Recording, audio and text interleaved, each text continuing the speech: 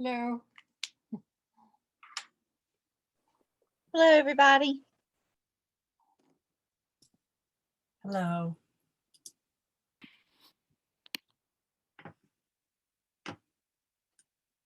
Oh, hi, Samuel. Nice of you to join. I know it's late for you. I'll try to stay till the end. Sharaye, what time is it for you over there in Iran? Maybe she's not tuned in.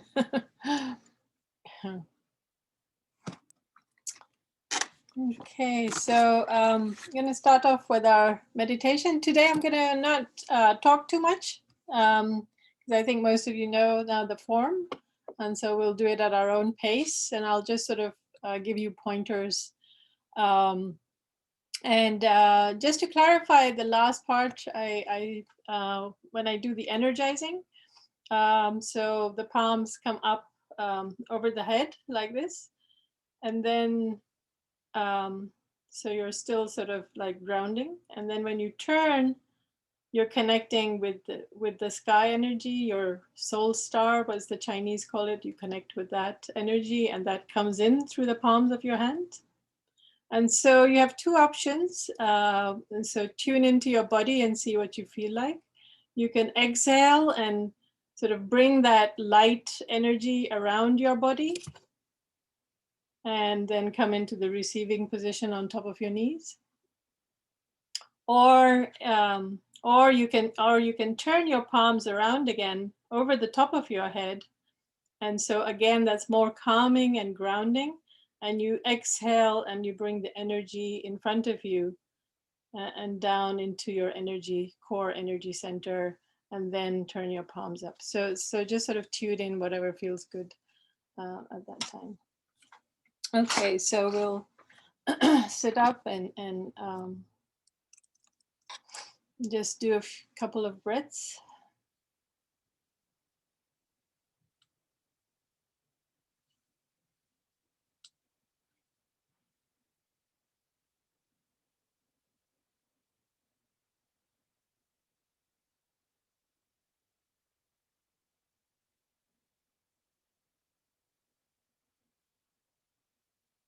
Grounding through the three energy centers into the earth,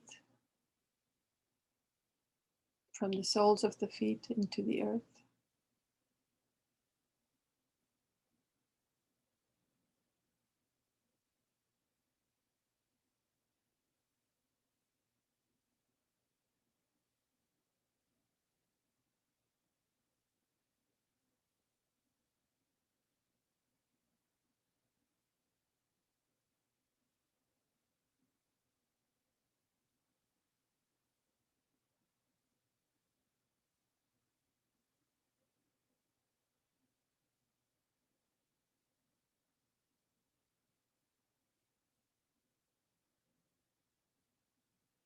Connect your core to the core of the earth.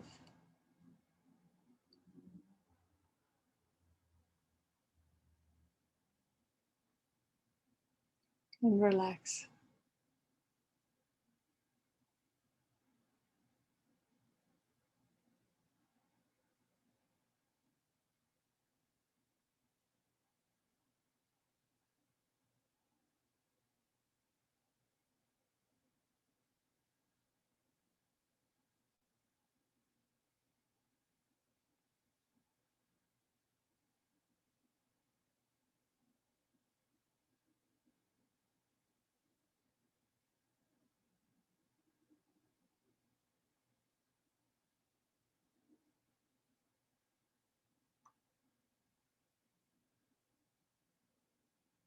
Become aware within your body and outside your body.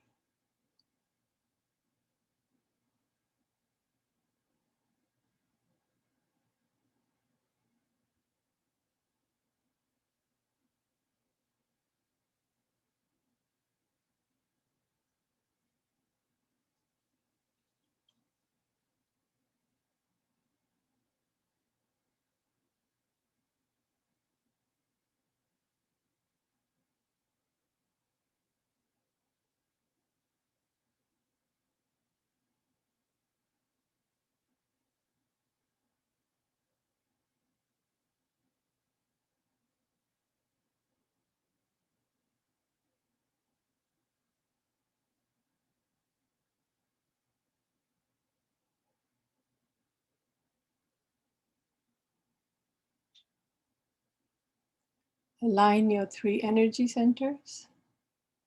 So center yourself.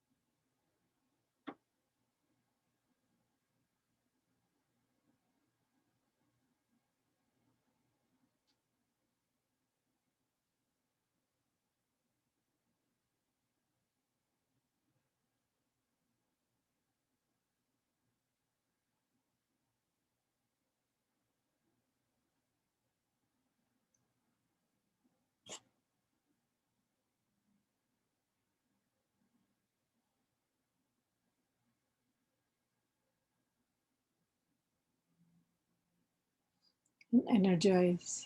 Inhale.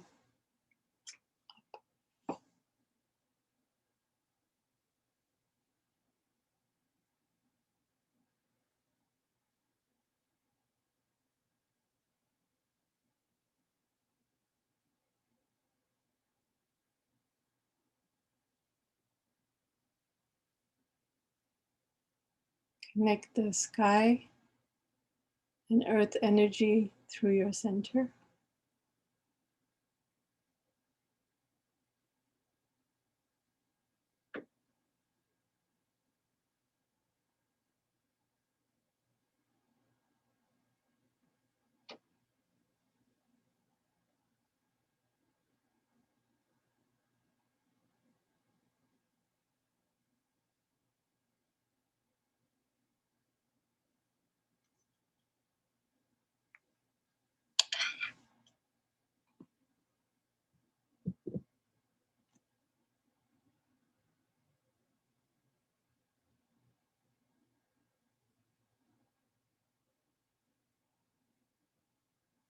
Exhale and come back into the circle and slowly open your eyes.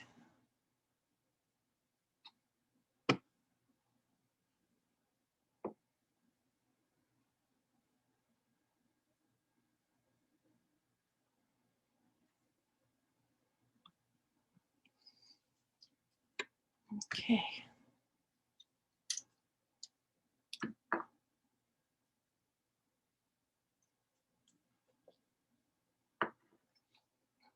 Okay, so we had a couple of requests for discussion groups. Fabiola and then Brad also wanted to. I don't know what you prefer, whether we have a discussion forum now on Teachable, but if you'd prefer, the email is more interactive. The Teachable, you won't know if anybody posts there. You'll have to go there specifically, but we could do both. And so just if anybody has objections to sharing their email or any of that, please just email me and let me know. Or if you have any other suggestions, we didn't want to do a Facebook group because I don't like being on Facebook, and Stephanie doesn't like being on Facebook. We just don't. We have problems with Facebook, so. But if you have any other suggestions, that would be fine too. But I think we'll just keep it not to social media and just keep it within ourselves for right now. So that's why I thought perhaps email. Okay. And also, I know most of you have signed up for leading a discussion, but a few of you haven't. So if you could just go to that sign up sheet and decide which reading you'd like to sort of lead and present on, or just email me if you can't get to the sign up sheet and it's not working for you. All right. So let's begin with Sita Sings the Blues, just to tie in with last time.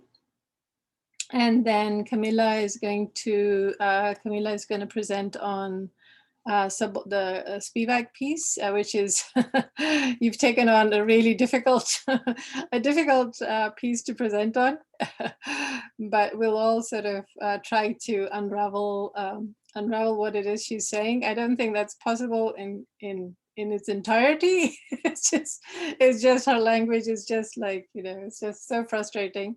But also what she's saying is very important. So that's why we're going to sort of torture ourselves a little bit with that piece.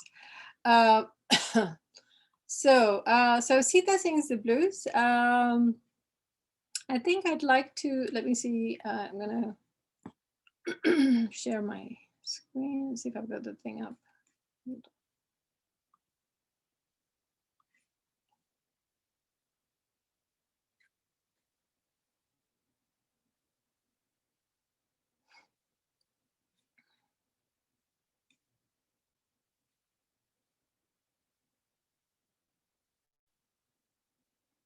Okay, so I'm gonna start with this one, and we'll just start. I just want you to get sort of show you the sort of stylistically what you thought of it stylistically. So I want to show you. I think it was quite really well done, but I'd love to hear your opinions about the way Nina Paley has put it together.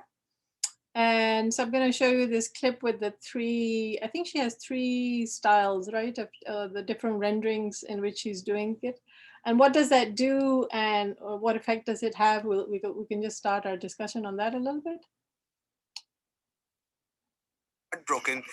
You can all see my screen, right? And given that all Indian men are true to their word, he had to do that.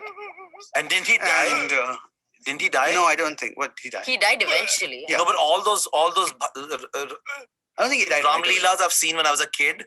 He died right away. There's this big scene, very dramatic. He's having a heart attack when his son is going away. I should assume he's dying. I do think then. he's unwell. I do think something happens where he goes.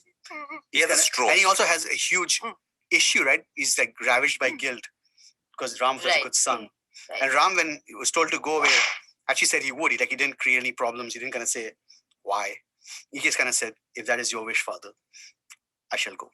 Yeah. And he went. And Sita said, if you go, I go. No, Sita. The forest is beset by Rakshasa demons. They harass our wise men and desecrate their ritual fires. I must fight them alone. But Rama, a woman's place is next to her husband. I will accept any hardship. I cannot live without you. I cannot live without you. I cannot live without you. I cannot live without you. I cannot live without you.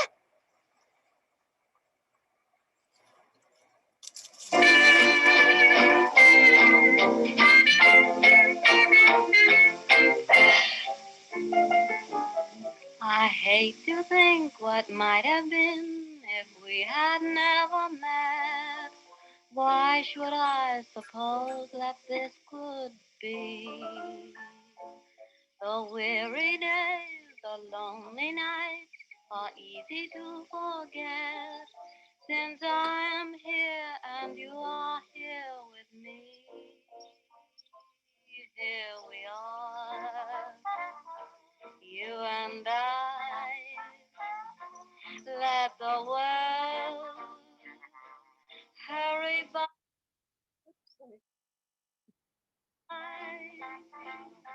Even while I waited, somehow, dear, I knew you'd find me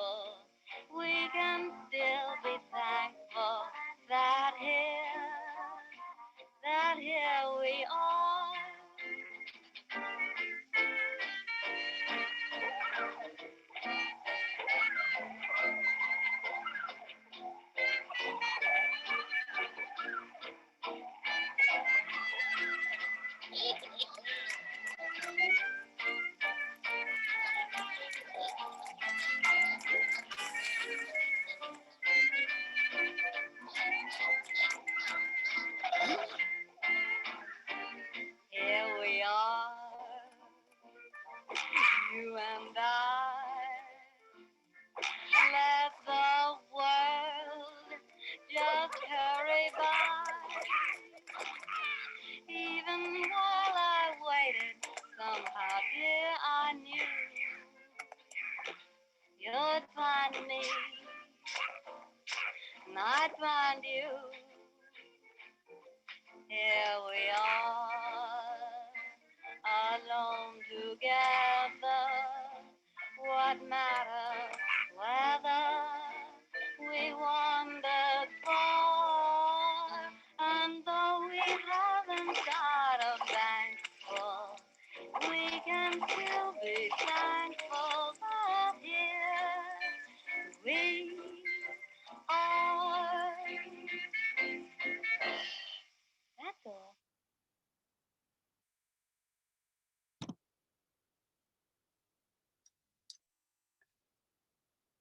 Okay. So, any thoughts on that? Just sort of, just did you like it? Did you think it was? What is it? What about especially the sort of the jazz singing, right? And at what's her name? Hancho.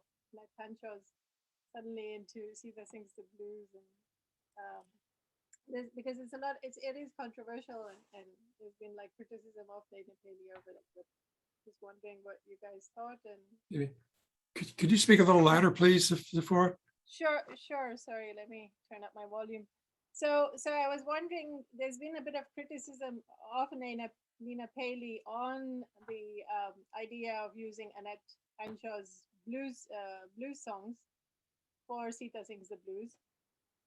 But I'm just wondering, just any sort of thoughts on that or anything else in this movie? And did you like it? What did you think of it?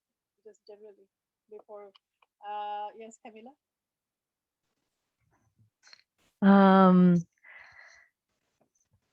Before saying my comment, I just want to express deep appreciation for Nina because I guess she did almost all the work and it's a lot for someone to do.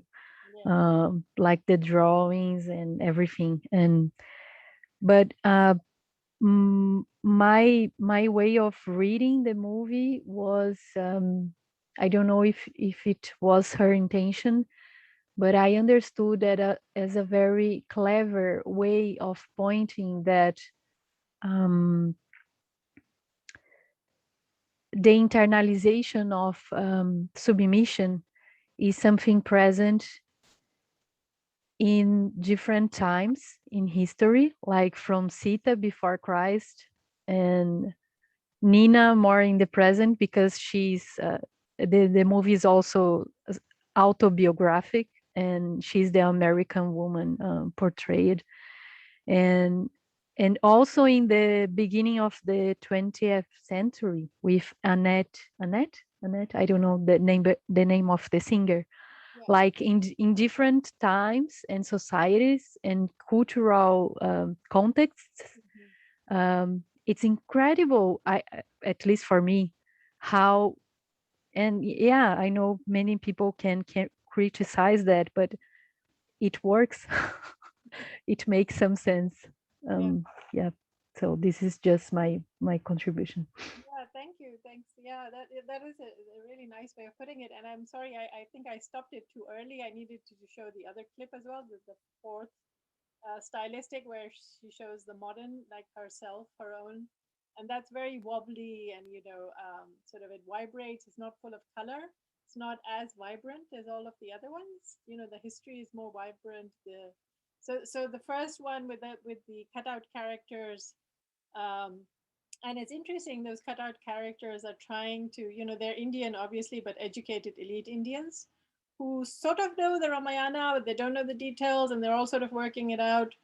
And then the background in that is the popular culture, like it's been televised, and so that's the depiction. And then you have the more classical depiction of the Ramayana, right? So it's with the very elongated eyes, and how the art was composed at that time. The panel art of And so that's it. And so it's really beautifully rendered. And then you have, of course, an attention, and you suddenly sort of like the first time you see it, you're like, what is that doing in the middle of this? And you're kind of sort of jarred by it and sort of the cartoon figure of Sita. And so you can understand perhaps where the criticism is coming from, if, you know, if it's sort of like it's seen as a bit of a blasphemy of sacred figures. But then what she's trying to do is, of course, something completely different, because she's giving you the historical, she's giving you the history, she's giving you the versions that are popularly known out there, but then she's reinterpreting it through, right, through this feminist lens. And this is something that a lot of women writers have been doing in the 20th century, taking myths and then sort of reframing them through the lens of like, what is going on, right? What is the structure in which the woman doesn't have the voice? What is that structure? What is it going on that I've sort of internalized and accepted? And so you're also bringing yourself into the frame, like Nina does, right? That's also really brilliant, because she says, I am part of that internalization of what's going on, and I want to also, like, you know, so depict it in order to understand what is going on, the larger structure in which I also am. And so that is kind of an any other thoughts or on that, or any other aspect of or if you'd like to show a clip.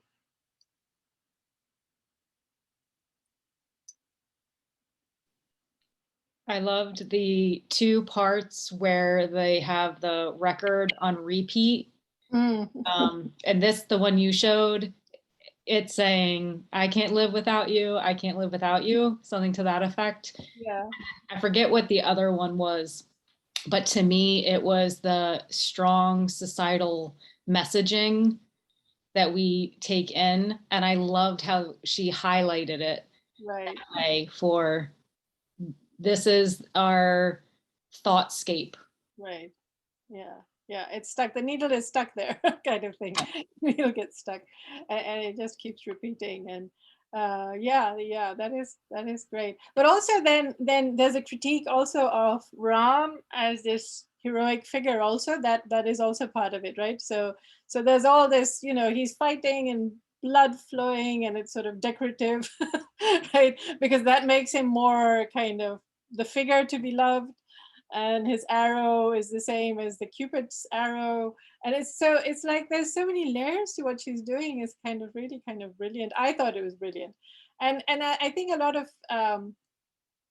people like in India also agreed with that. So it isn't a cultural, you know, she was criticized for cultural appropriation, but that had a very political and ideological kind of, it was coming from a very political and ideological position, especially the critique of Ram, who has become, you know, very a symbol of Indian nationalism and in the present time, right? So and so I'd like to, I'll show you one more clip unless somebody has another suggestion of the evil person, right, Ravan.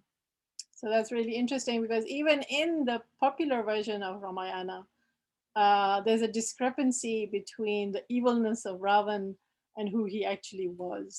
So let's take a look at that.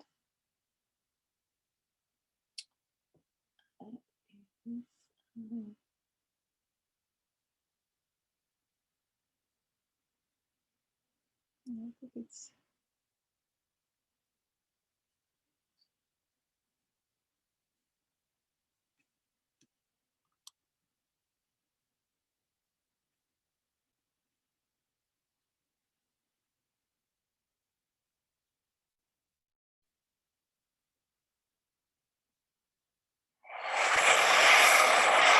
so this is the modern version, and I think it's right after this one. So you just take a look at this in the I'll Ravan miss time. you. It's only a 6-month contract. I'll be back before you know it.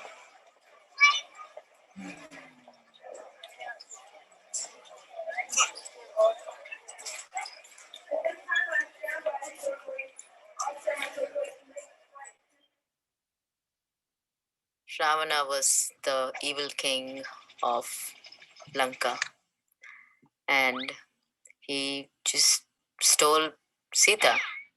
But he was an incredibly learned man. From what I understand, Ravana was actually the only bad thing he seems to have done is capture Sita, like kidnap Sita, which is kind of interesting because like everything else about him seems to be like he's this really learned guy. He's knows all these weapons. He prays to the right gods, I guess.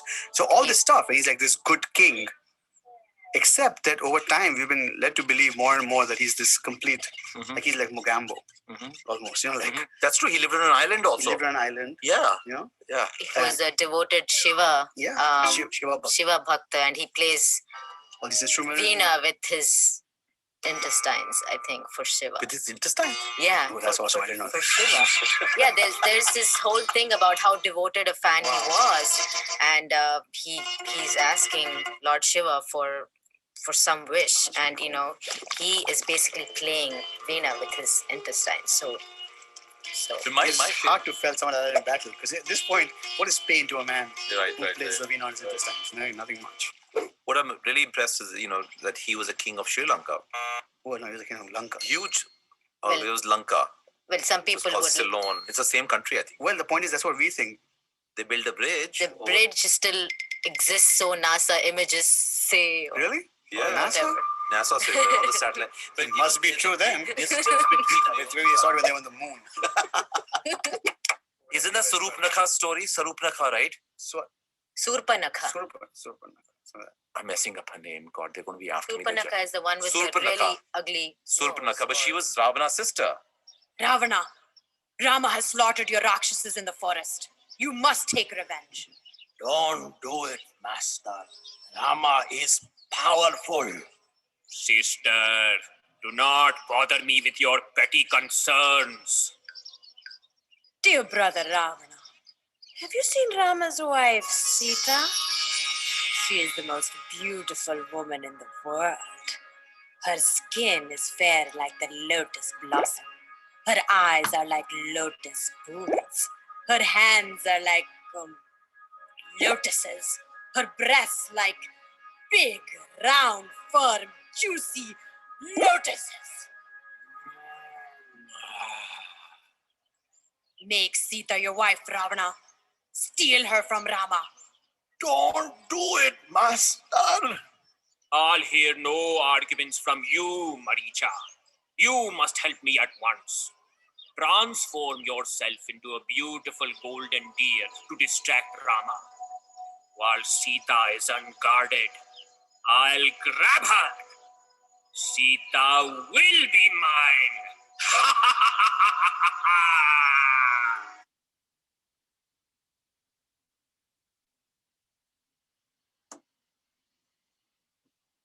Okay, so Ravana, so Ravana, the evil villain, is really nice the way she's shown that also. So she's showing it through the popular lens, so she's not saying anything else.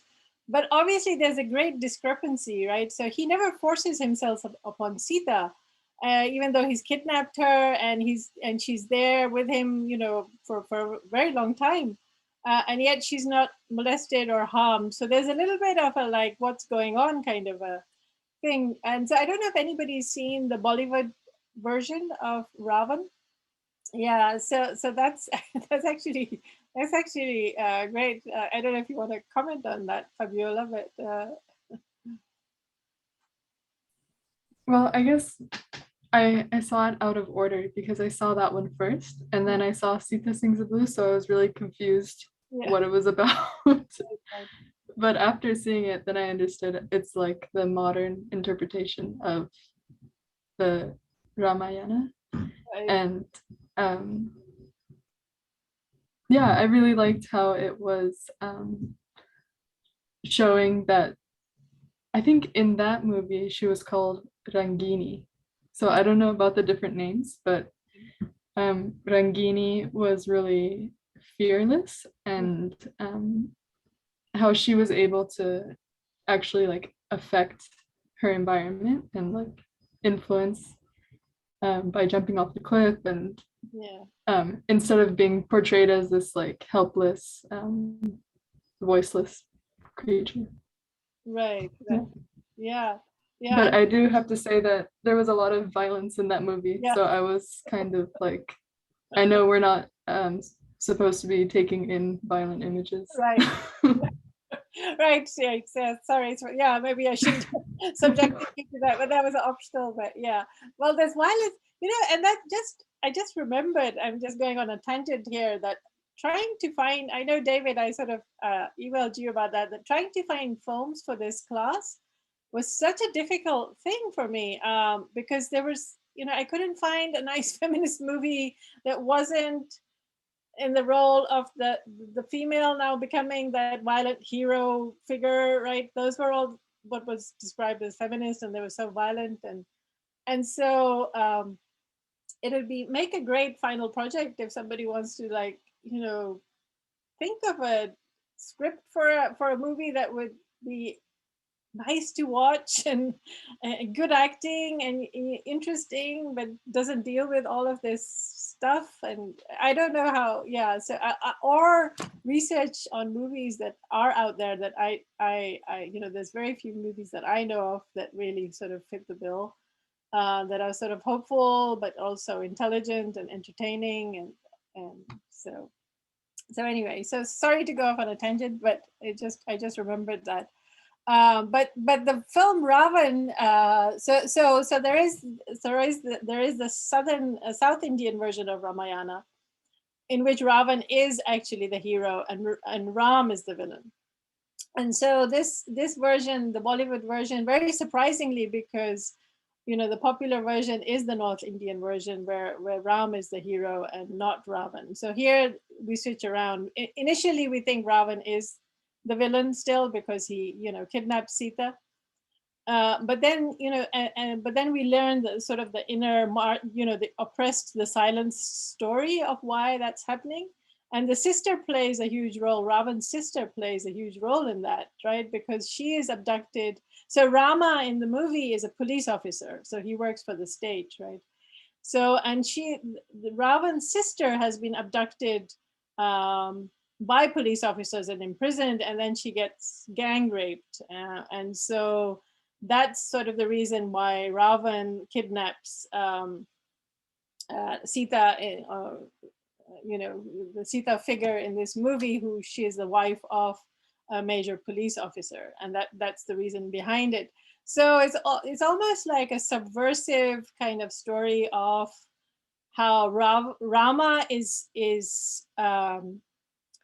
creating, is part of the state machinery. So he's police, of course, policing the marginalized and oppressing the marginalized, and Ravan is part of, a leader of the marginalized community. So in that sense, it was actually really well done, especially for a Bollywood movie. And then Sita, and he learns about, Sita and Ravan learn about each other, and Sita actually then appreciates Ravan much more, and leaves her husband Ram towards the end, because when she goes back to Ram, he's just questioning her honor, and chastity is not about her. He's not happy to see her as such. It was all about his sort of male honor that had been desecrated by her being. So it's an interesting twist, if you don't mind watching the violence in the movie. But it's Bollywood violence. It's not that it's not that effective. It's sort of what's going to happen next kind of thing, kind of violence. So what I was trying to point to is that these more mythic narratives also hide sort of these marginalized stories, right? So that's sort of something also to be considering, which when we look at, and what is it that they're hiding? What is it that they're obscuring, and why are they obscuring this marginalized? What is the mechanisms? And I think Spivak is really going into that, right? All these mechanisms of marginalization and of hiding and of whaling. What is the purpose that are served? And like the movie, and like what Nina is doing, right? So she's pointing to the fact that this is not a cultural thing. This is a global thing, and she's pointing to the interconnections, which most, even today, leading philosophers, critical theorists, cultural theorists will not make that connection. It's just, they will just be focused on Europe and they will not make the connection of the broader, you know, what made that possible, that framework in which they are operating, what made that possible. Camilla, I'll hand it over to you, and we'll all hopefully jump in, because I know it is a very, very difficult text. And so just do the best you can with a couple of points. And I think that'll be great. Even if you can do one, that'll be great. Can I just comment something about Ravan that I guess may have something to do with what Spivak is inviting us to rethink, because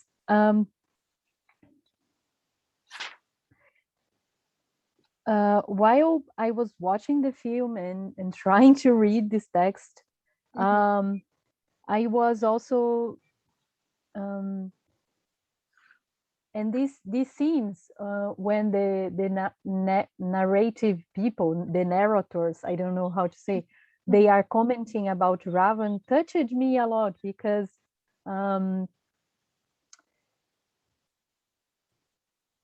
it seemed to me that this other way of seeing this movie was inviting me to look to this bad guy with humanizing eyes also, like when they say Ravan was a good king. He did a lot of good things. Maybe the only wrong thing he did was kidnapping Sita. And after that, they also say that he could force Sita. He could have raped Sita, and he did not do that. And I'm not saying that to justify anyone that kidnaps other person, but like in relation to the invitation, like to listen the other voices of the stories, right, and to listen to the other versions, or to listen to the other points of view.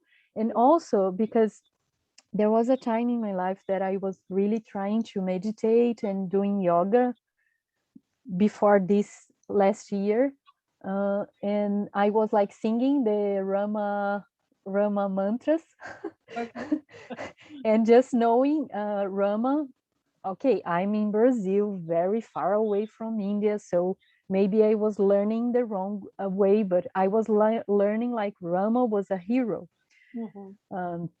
And then like seeing the movie and connecting to Spivak text, I was like, oh, we learned, at least I was learning this story like glorifying one character, and not thinking about, but so how was it for the other people in this story, like for Sita or Ravan, or I don't know, Hanuman, I don't know.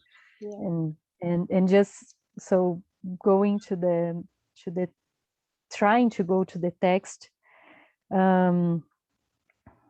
So the text has this title, Can the Subaltern Speak?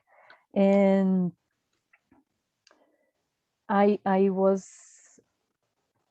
wanted to begin like, and please Afora, feel free to jump and help and correct me anytime. Just Camilla, I'm just gonna stop my video. I'm listening. I have too many mosquitoes, so I'm just gonna light some candles. So okay. I'm here, but I'm just gonna turn my camera off when I do that. Yeah. Okay, so yeah, and I said that this to Safora, but it's for everybody. Please, everybody, be welcome to jump. So I would like to begin by thinking about this title, Can the Subaltern Speak? Like, the translation to Portuguese limits a lot our comprehension to Brazilian Portuguese, but I guess in English we can think about,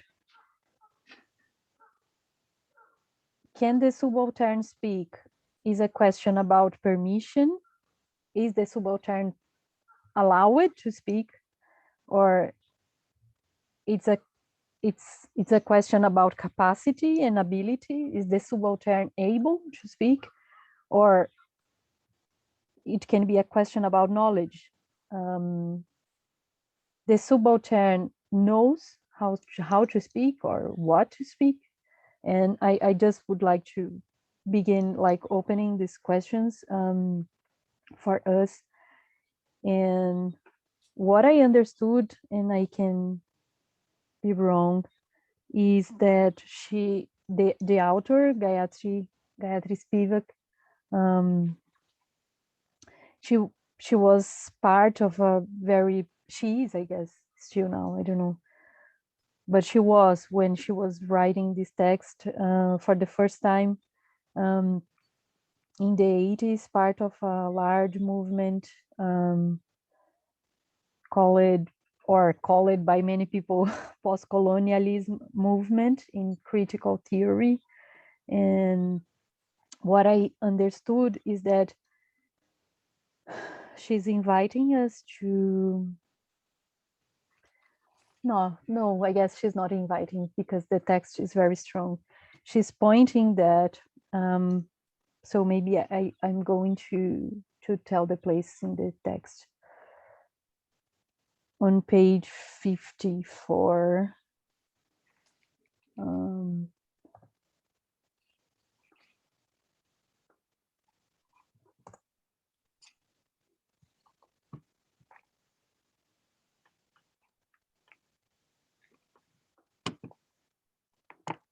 in the paragraph that begins saying Edward Said, critique of power. So I understood that she's criticizing a pattern, or that she, and I guess many people, observe in many of the theoretical discussions and positions in texts, like the mainstream texts about critical theory in society.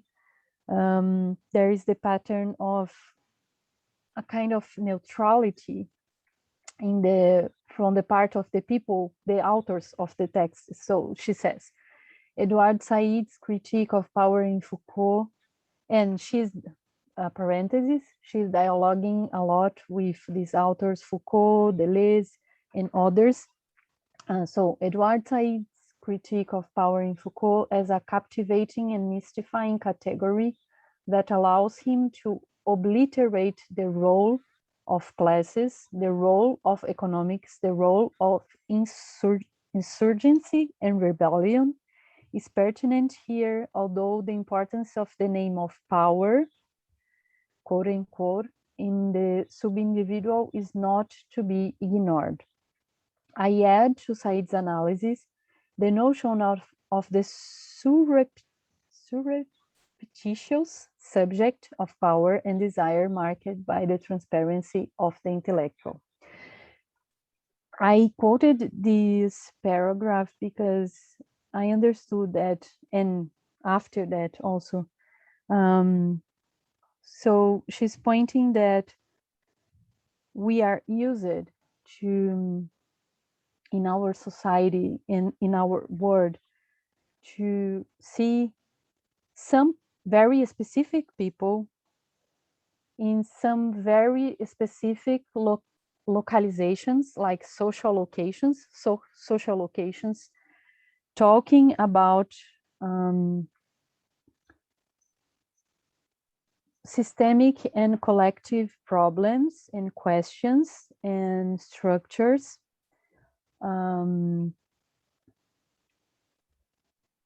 And talking for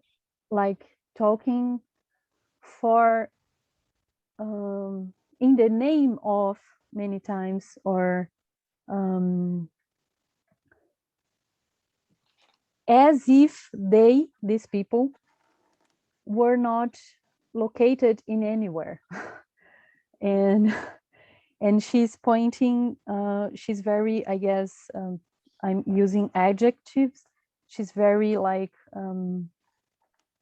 assertive, I don't know, in the way she points that everybody is in some place in the world or in the social structures in the world. And why is that so important to her?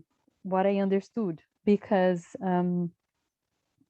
she sees that it happens a lot when these very like guiding figures, but I guess she's not talking only, I understood that she's not talking only about the theoretical intellectuals. I understood that she's trying also to talk about authorities, politicians, and many other figures. And because she's very concerned about what she calls, she's very concerned about class and power and what she calls the subaltern. So, and in relation to that, I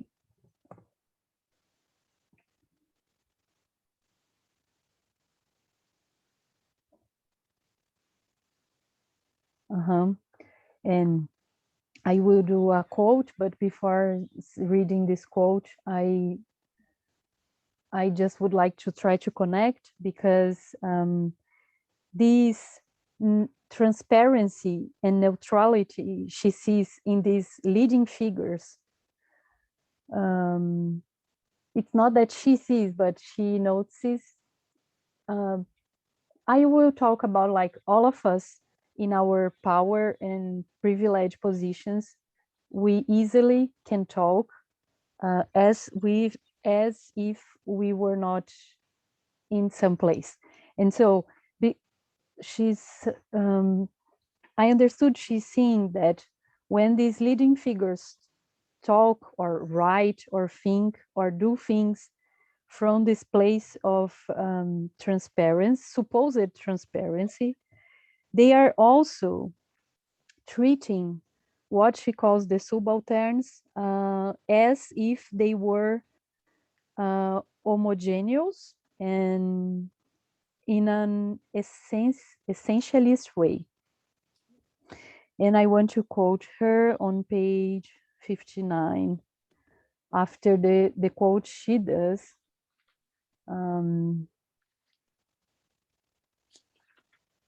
she says, certain members of the Indian elite are, of course, native informants for first world intellectuals interested in the voice of the other.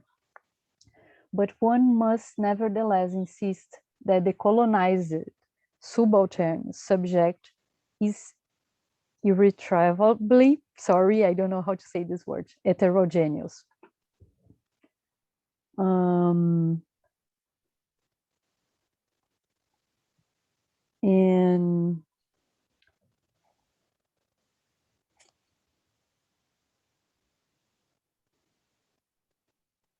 And on page 8989.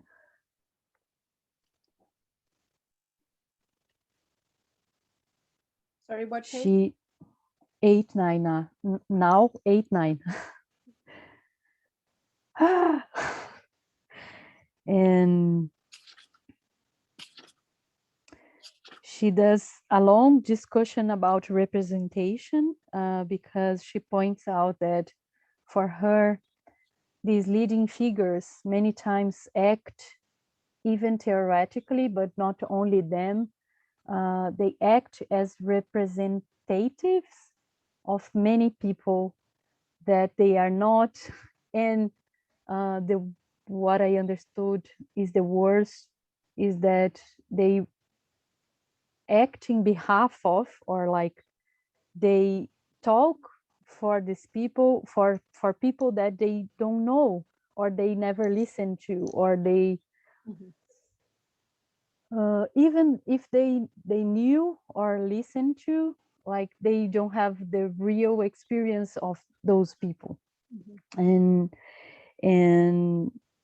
she's not at all like totally against that. She also acknowledged the importance, but she's pointing, I understood, the limits. And on page 89 she says, I have in the second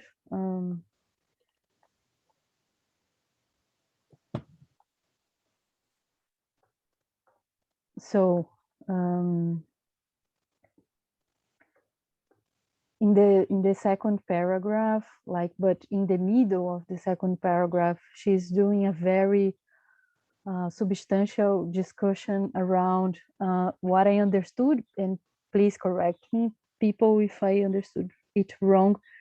She's doing a discussion about the translation of a word, and in the middle, I understood that this guy, Edward Thompson, she translated for English language the word Sita. No, Sati. She translated Sati to an English word that I don't know how to say.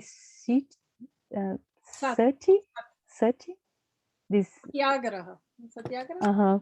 Yeah, Sat or Satyagraha. She's doing a really interesting connection between Gandhi's Satyagraha and the root of the word Satyagraha. Sati. Uh-huh. And Sati is the same. Uh-huh. So Uh-huh. here she is trying to tell you what the word Sat means. In Sanskrit. Very nice paragraph. So why don't you go ahead and read the whole paragraph? I was going to read it anyway. So read it and I'll comment on it. Okay, I will read in my Brazilian English. It's beautiful. You start reading from I have written. I have already mentioned Edward Thompson's study published in 1928. I cannot do justice here. I'm on the wrong page. Which page are you on? I'm in the 8-9, but I don't know. I see. Okay, I'm not there. Sorry, I'm looking at a different. My page numbers are different, so than yours. So. But go ahead. You read what you need to read it now. I guess you were a little bit before. I have written above. Yeah, I was there. So, but okay, fine. Please make your point, and then I can read your part before. Okay. I have written above of a constructed counter narrative of woman's consciousness, thus woman's being good, thus the good woman's desire, thus woman's desire. This slippage can be seen in the fracture inscribed in the very word sati, the feminine form of sat. Sat transcends any gender-specific notion of masculinity and moves up not only into human, but spiritual universality. It's the present participle of the verb to be, and as such means not only being, but the true, the good, the right. In the sacred texts, it's its essence, universal spirit.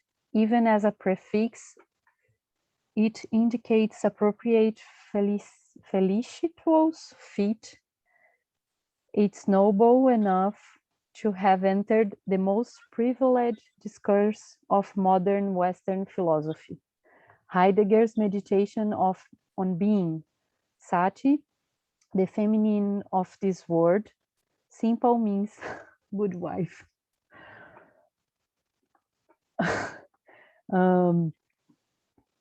And okay, I will try to close my contribution because I guess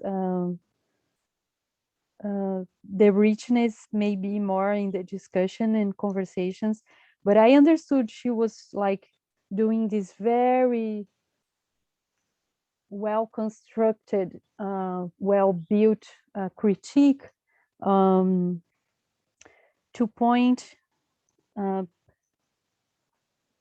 in the end with an example of the situation of women. And so she uses two examples. One that she discusses, I understood with more deepness. That is the suicide of an Indian young girl that was part of the independence movement in the beginning of the 20th century. And also she compares this suicide with what, as I understood, that she tells many widows, Indian women, it's like a tradition of these women dying of suiciding themselves in a certain way after their husbands die. And so I will try to just read more two quotes and let space for people. So page 90.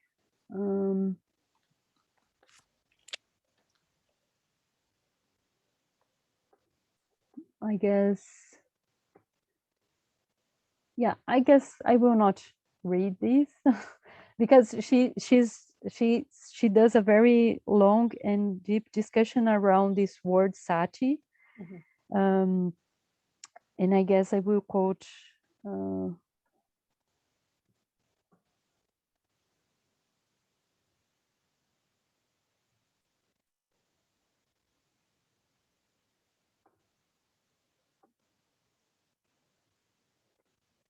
so between the page 91 and 92, she's telling this story about this young woman of 16 or 17 years. Sorry, my Indian colleagues, I will try to say these names. Bhubaneswari Baduri. If you want, please say in the right way.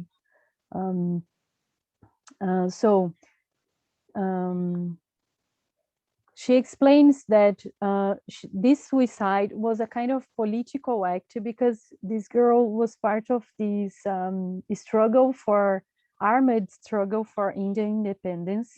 And this girl waited for the menstruation time so everybody could know that it was not a suicide because of like she had sex with someone before being married or she was pregnant.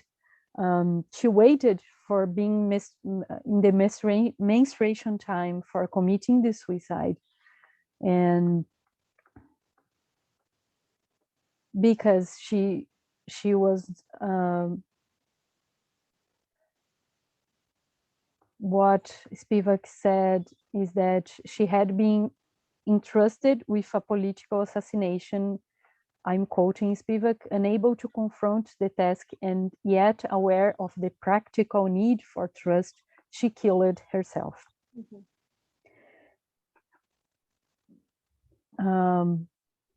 Bhubaneswari had known that her death would be diagnosed as the outcome of illegitimate passion. She had therefore waited for onset of menstruation.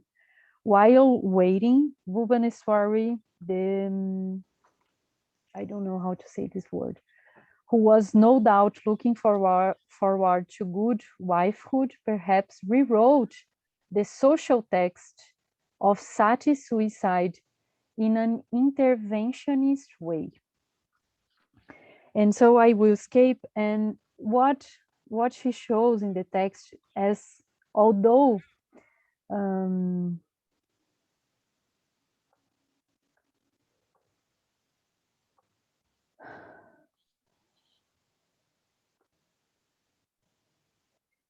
she will explain that although this girl took a lot of conscious caution actions trying to be understood in her last political act, even after her death she was not understood. Like she was treated as probably and okay, so I'm talking too much, and I just want to finished saying that I understood that this girl, and it's an example of what Spivak is trying to say, that this girl, even trying like with all her effort to be understood, like even trying to speak, even knowing to speak, even having the capacity and the ability to speak, to express her political intents, she was misunderstood by a lot of people in different places of power that treated her or as a crazy woman, or as a illegit woman, young woman, or an impure woman, these kind of things.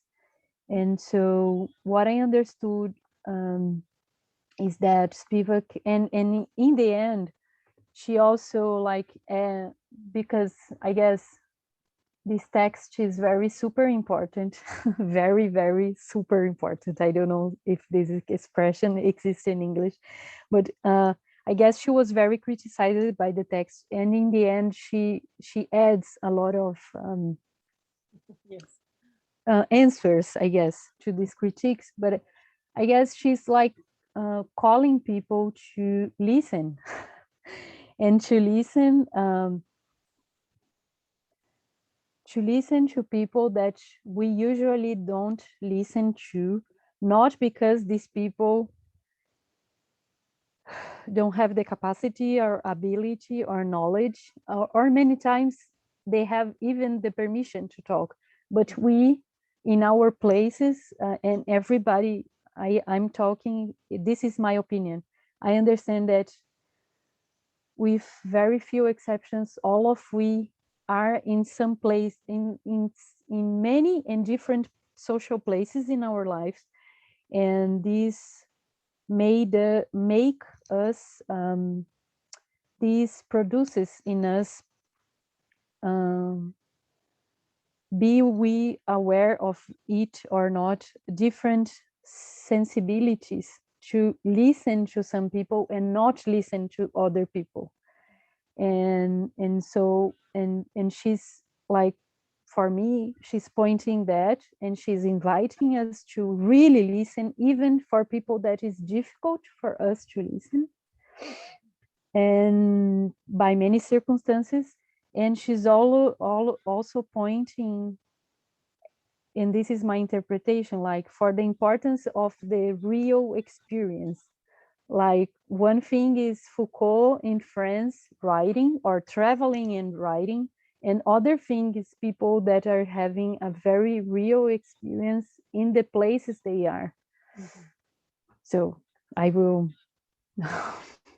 Thank stop you. here. That was wonderful, Camila. You did like a brilliant job of such a difficult text, and I think I'll pick up from where what you're saying essentially. And you read it correctly, that she's answering back. Spivak is answering back to a lot of criticism, because she wrote many versions of this text. But the original version in 1988, when she's recounting the story of Bhubaneswari, she says the subaltern cannot speak, right? So she was criticized for that. And she says, I say that in dismay, because here she's trying to say something, but even her own relatives do not hear her, right? Even the women who are related to her do not understand why she committed. So that's why she said, I said that. But she's been critiqued a lot for creating this very totalitarian kind of framework in which the subaltern cannot speak. But you point to exactly what she's trying to say, is that we have created these knowledge systems in which even if the subaltern is speaking, essentially they cannot be heard in their own terms, right? So they are represented. So, and it's very interesting how she's using the term of representation, right? So she does a whole analysis of the two ways of representation, right? So she says, representation in the, and she is a Marxist, so she's doing, you know, she's bringing a lot of Marxist theory in here. Representation in the sense of being represented by somebody on an aesthetic level. So you're creating a representation of somebody on like through tropes and metaphors and stereotyping, even maybe perhaps, but you're creating a representation of the person, right? So that's one kind of representation. Even philosophical representation can be put into that category. And the other sense of representation is political and legal representation, somebody speaking on your behalf. So she wants to make it clear that these are two separate forms of representation. And what she's accusing Foucault and Deleuze of is to collapsing these two forms of representation. So they're both speaking on behalf of a subaltern, a marginalized community, while they're creating representations of them. But what they are doing essentially, and that's what she's talking about in the sense of transparency, is that they're re-establishing themselves as the subject of agency. They're not giving agency to the people they're representing. It's their own subjectness, and their subjectness in Europe, right? That's also very key here. In Europe is being, right, their subject as the European, as the universal subject, who can speak on behalf of the marginalized and the third world and the colonized and so on, right? The colonized, and they cannot speak on their own behalf. So this is kind of a colonial. So she's pointing to the fact that this is very much part of the colonial discourse of how knowledge systems were created and what was considered normative. Yet these intellectuals, especially Foucault, has been criticized for this a lot. He creates this idea of these kind of impersonal power structures that shape subjectivity. And I think Kara, who's not here, oh, Kara, you are here. Kara made the comment last time, right, that where is agency in all of these power structures? Agency is lost. And so that's what also Spivak is saying, they're creating these power structures, these sort of abstract power structures, in which not only is agency lost, but they're not analyzing the full scope of this power structure. They're not taking into account the global nature of how this dominant power structure was created through colonialism. And she doesn't mention this, and that's her sort of omission, through slavery, right? So these two established, colonialism and slavery, established capitalism as a global economic framework and as a framework of knowledge, through which we are all interpreted and in which we are all situated, right? So we are all situated in this global dominant framework. And so she calls it, and that's a really beautiful way. Let me see if I can see where that is. The two-handed engine. I'm just trying to see which page that was.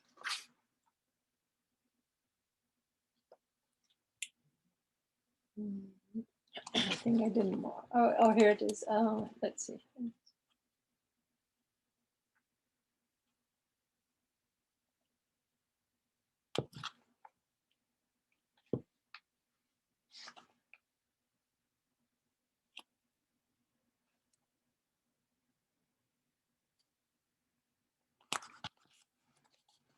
So let's look at page, it's your page 55.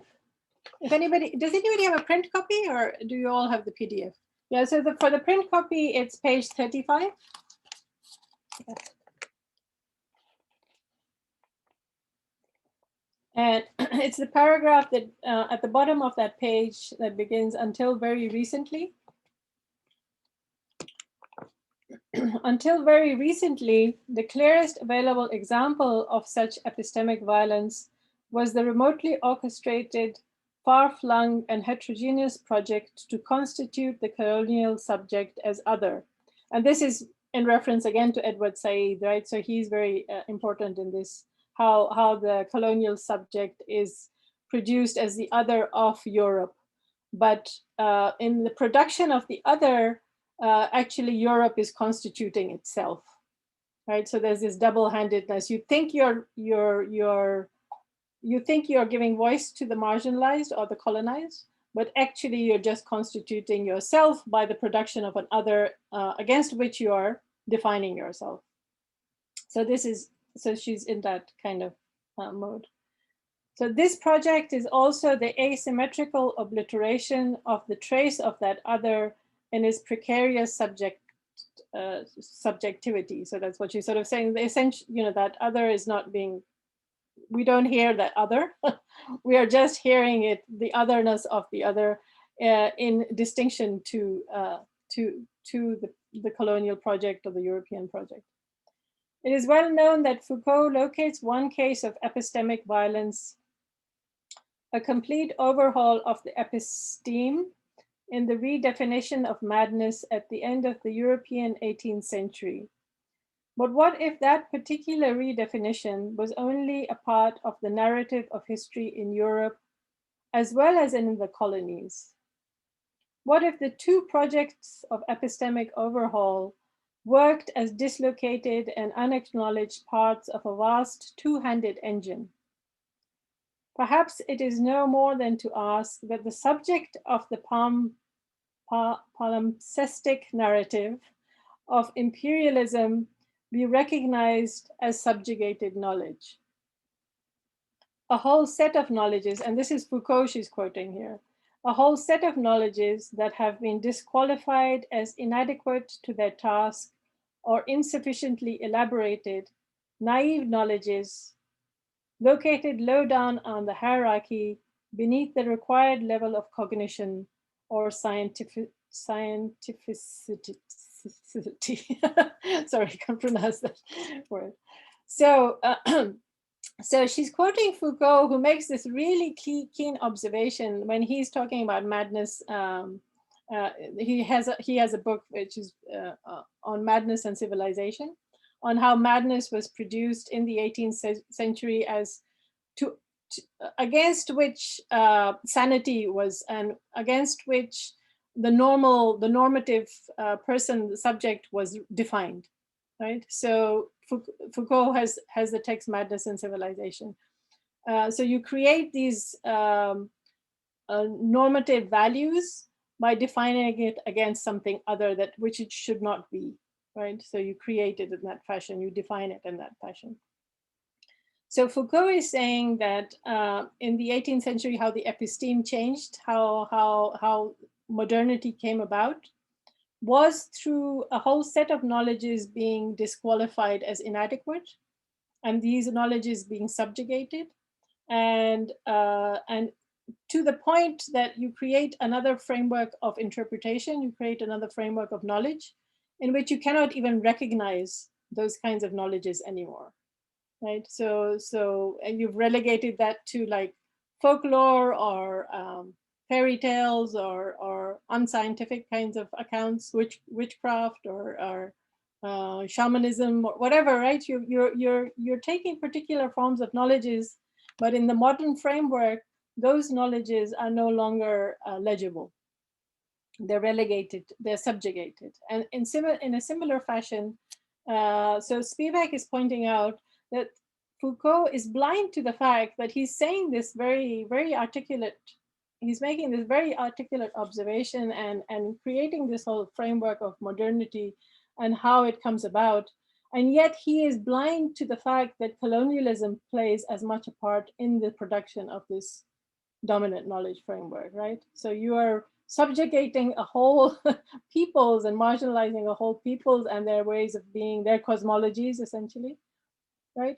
And this whole, the way modernity was created was through colonial territorialization, right? Modern, and through the creation of a capitalistic framework as normative, through slavery on this hand, and through the Americas, and then in Europe colonialism on the other hand. She doesn't mention slavery. I'm inserting that. I'm saying that she's blindsided to that in her article. But what she's doing essentially is like one of the first, when the term intersectional has not been invented yet. That's what she's doing, right? She's bringing together all of these layers and saying, well, what about, the European is not taking account of how this dominant framework was created, produced empirically, right, on the ground. So any questions or thoughts so far before I keep? Yes, Samuel? Yeah, it's not really related to what you just were explaining, but what really drew my attention in this text, it's like how many times she uses like giving voice. Yeah. And I don't feel comfortable with that, because it's like she and like a lot of people uses that, like people don't have a voice. They have a voice, they know how to speak. Like when you use that, it's like it's also coming from here, like we must give them voice, like they're mute and you're God, or like they don't know how to speak and you have to help them, like even this term that a lot of people uses, it's already coming from a place of like hierarchy and superiority or colonialism and all this stuff, and like they use like lots of time. Oh, we must represent them. She, like the subaltern will go there and he wouldn't know how to speak. I don't know it. And also, Kaka, congratulations. It was like the hardest text I've ever read in my life. I used a dictionary like hundreds of times. I couldn't even understand in Portuguese. I felt so dumb reading it. I thought I lost my English, all my master's degree and everything. And whoa, that was mind blowing. But yeah, that was what I wanted to bring. And I've seen this because I work with Way Speakers Cooperative, and like when I go to a meeting, they don't speak to the Way speakers because oh, you have to give them voice and they don't know how to speak and all this, and I don't know if I made myself clear, but I don't really feel comfortable with that. Yeah, no, but that's exactly what she's talking about, actually. She's saying that Foucault and Deleuze are trying to give voice to the marginalized, and and what they're doing essentially is just re-establishing their own subjectivity, right? They're not really, they collapse the two senses of representation. Like they are speaking on behalf of the oppressed, those that are voiceless, according to them, right? Their terminology, that these are the marginalized and the subaltern peoples. And so we have to give them voice. They're trying to represent, they're speaking on their behalf. But what they're doing is they're creating representations of them, like on the aesthetic sense, right? So you create a picture of them through their subjectivity. So they're speaking on behalf of them, but they're creating the subaltern in their own image, right? So that's what she's criticizing. She's saying that that's what's happening, right? But she's also saying that then the subaltern cannot be heard, and this is what she obviously what Camilla was pointing to, was she got criticized for that yes, the subaltern is speaking, but what she's saying is the subaltern, the framework, the normative dominant framework that we have created in the world, that's operative in the world, and this obviously comes from the West because that's the framework in which we're all operating. We're speaking English here. I'm located in the from the American Academy. That is the dominant, the European is the dominant framework of knowledge systems through which we're all interpreting the world. She's saying through this dominant framework, you cannot hear the subaltern speaking. The subaltern cannot speak, is not legible through this framework. That is what she's offering a critique as to why the subaltern is not speaking. So, but she doesn't offer a way out, and I'm going to posit that in just a moment after we understand her text. So, any other? That's a great point, though. Thank you, Samuel. Yeah, that's great. Any other thoughts? And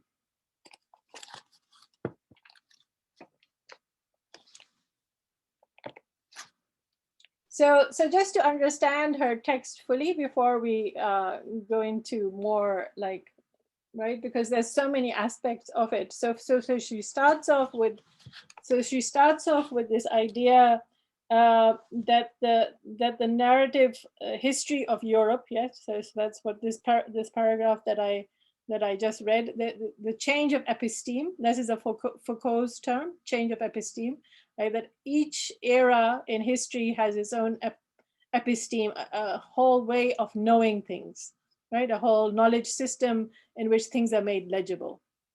So modernity has its own episteme, and Foucault locates that in the turn towards modernity in the 18th century through the discourse of madness, right? So that's his, and so Spivak is saying, well, you've forgotten half the picture of the world, right? So there is this other aspect of the 18th century and of modernity that was created through colonialism, and I'm adding, the slave trade to that. Camilla, did you want to add something? Yeah, thanks for yeah, I guess you helped me to understand a lot now, and I just wanted to say that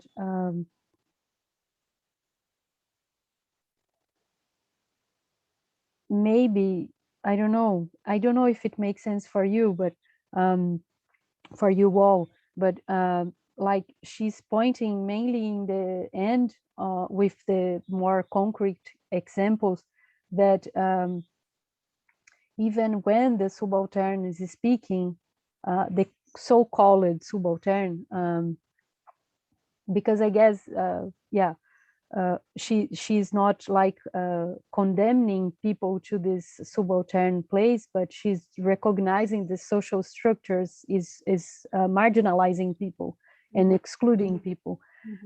So she's pointing that people in other social places, and I was thinking about in relation to our nonviolence intentions and projects, and like, because many times even when we are not in a super privileged position, we are, I believe many times we are not all the time sharing all the conditions of all the people that are with us.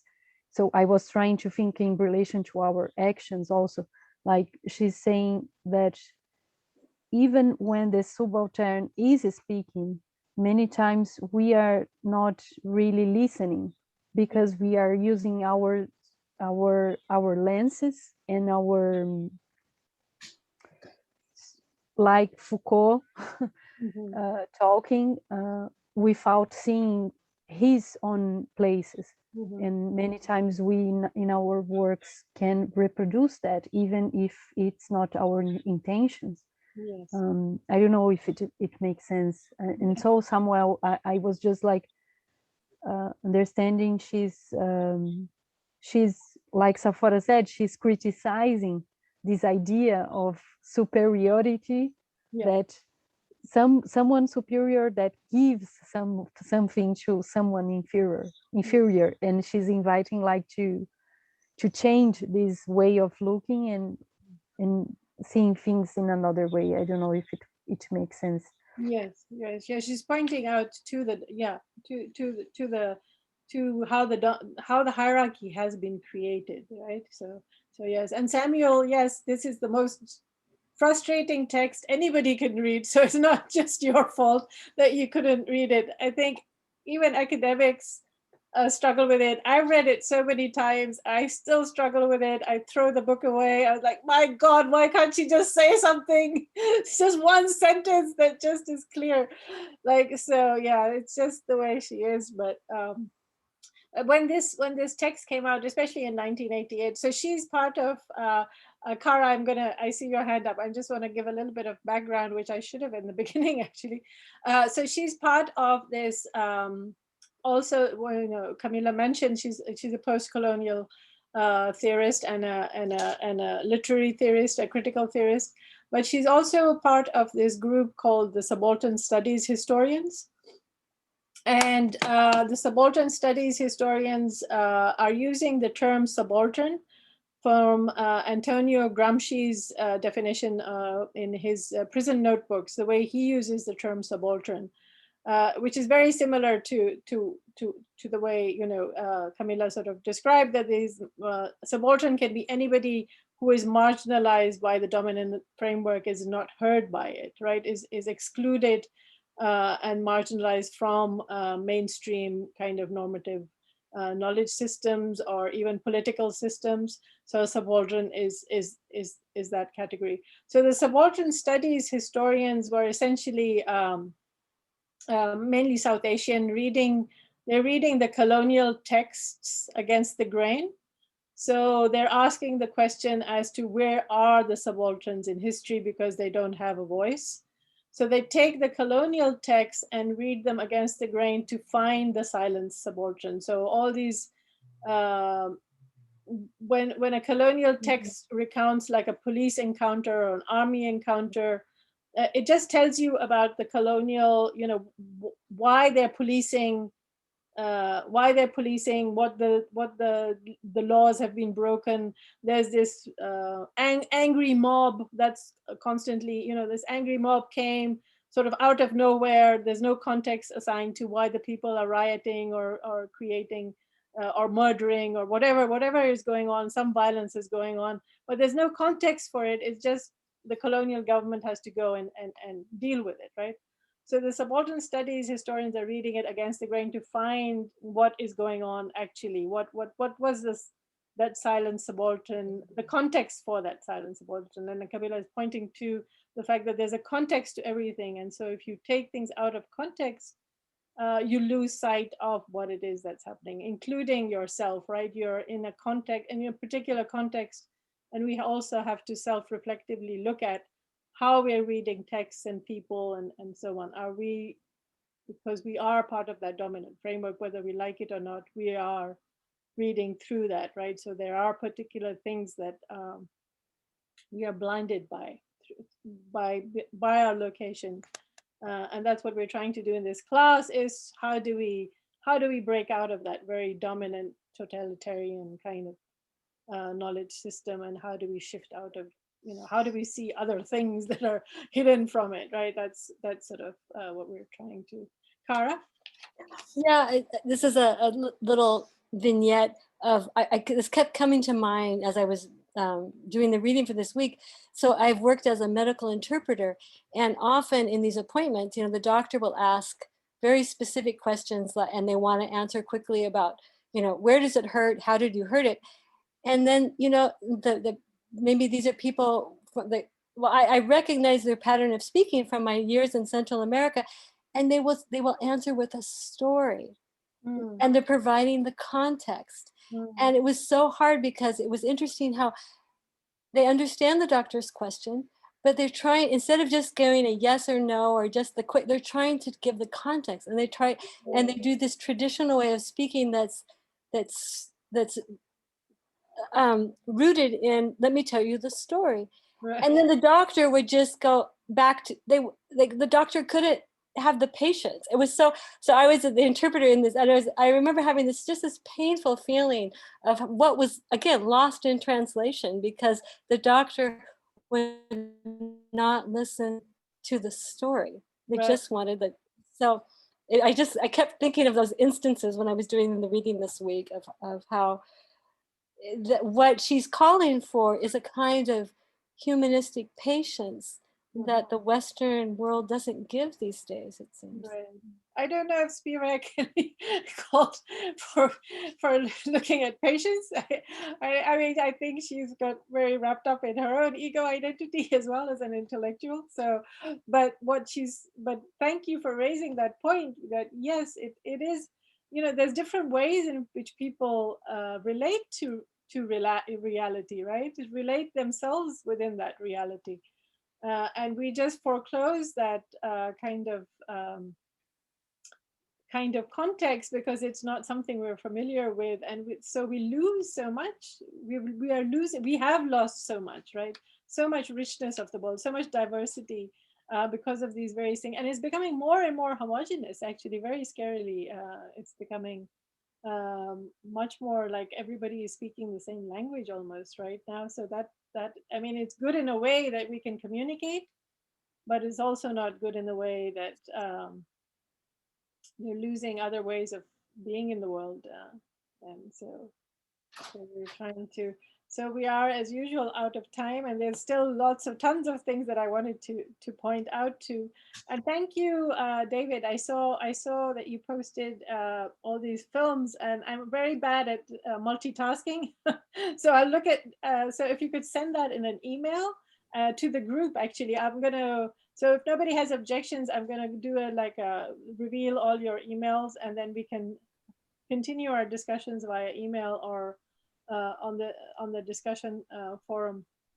But I did want to just sort of just very quickly, if you want to go back and look at, I mean, this text can be read a million times and you still find something new new in it, and sort of legibility. So we'll try to, I want to look at so we're looking at the sort of first part of, we've already looked at the first part of sort of how the dominant framework of knowledge, epistemological framework, is being fashioned, and that's what she's pointing to. But then we want to connect that to why she's going into the idea of sati, right? And especially, and I'll send out an email also, especially when she goes into the whole, she's trying to decipher the scriptures, the Rig Veda and another scripture, I forget which one it is, about what the meaning of sati is, right? The idea of sacrifice. So connected back to the idea of sacrifice and suffering and all of that. So we'll try to start off with that discussion, and I'll send you some, I'll email you some page numbers just to take a look at those paragraphs again, and we'll start off with that. Any other final thoughts or questions or comments or frustrations or anger or appreciation? Anything else before we end? I just have one thought that I don't know if this is what Tvaka could wanted to mean, but what came to my mind, like with all these reflections, that its subaltern will don't they will not speak, and because like calling it like subalterns, creating this identity is impossible for them, for it to speak. So if we continue ordering others, we will continue the separation paradigm. And I think she mentioned something that further in the reading, that she brings like how everything is constructed. So illustrate that, like how even our consciousness is constructed discursively. That's a great point. Yeah, that's a great point. Yeah, just calling somebody, that label of subaltern, in fact, silences them, right?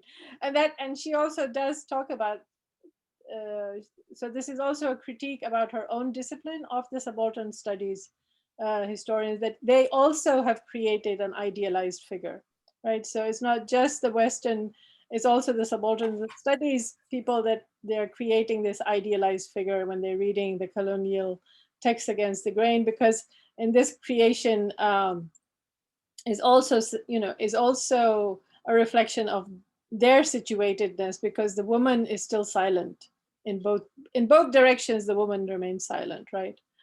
So and so she's pointing to these double-sided patriarchies. So she's not just blaming the West and Europe, she's blaming the subaltern studies historians for not allowing this. Where is the woman in the picture of their history? But then she also, and that's where the figure of the sati is very productive to look at, is that the production of the figure of the sati was also created through both colonial discourse and then local patriarchal discourse and their interaction. Again, the woman disappears, right? There's no voice of the woman. And so she's talking about not just the subaltern, but the doubly silenced subaltern. The subaltern is silent in both of these discourses, but then the woman is just completely doubly erased. And that reveals this structure. So that's revealing this framework in which you cannot hear certain peoples. And I agree with what you're saying, that just the label subaltern is sort of a way of foreclosing their inclusion into our normal kind of community, right? So I agree with that, and I think that's a really nice point. And just let's sort of keep that in mind when we go back to our analysis on, and then I will be speaking about actually a subaltern history, the Khuday Khidmatgars, that were speaking very, very loudly, but they are still not heard. So why is that, right? So to go back to Spivak's kind of analysis, here was one of the biggest nonviolent movements, armies, and most people don't know about them. Even people who know about nonviolence, the history, don't know about this one. So why is that? So that's going back to our framework as to why particular histories and people are silent and remain silent. So thank you again for this great discussion. And I'm sorry, I'm not paying attention to the chat. So I have somebody else, because I'm like, I'm not. Oh, David, yeah, thank you. I saw all those films. Wow, yeah, I look forward to taking a look at those. Did you have something? Did you want to add something, David? No, I already emailed it to you, so then everybody can get it if you want to send it out. Okay, great. Thanks very much. Thanks. Okay, see you guys Saturday. Bye. Thanks, Sephora. Thanks, Kaka. Bye-bye. David. Thanks, everybody. Yeah, See y'all thank you. Saturday. Bye-bye. Thank you, everybody. Kaka. Thank you. Thank you. Thank you, Kaka. Amazing. Yes, it Thank was a you. good team. Thank you so much, everybody, for the patience with my English. You did a great job. You are muted, Cara. Muito obrigado. Oh, muito obrigada. Thanks so much, Safora. Thank you so much for everything. And Cara, too. Yeah. Bye-bye.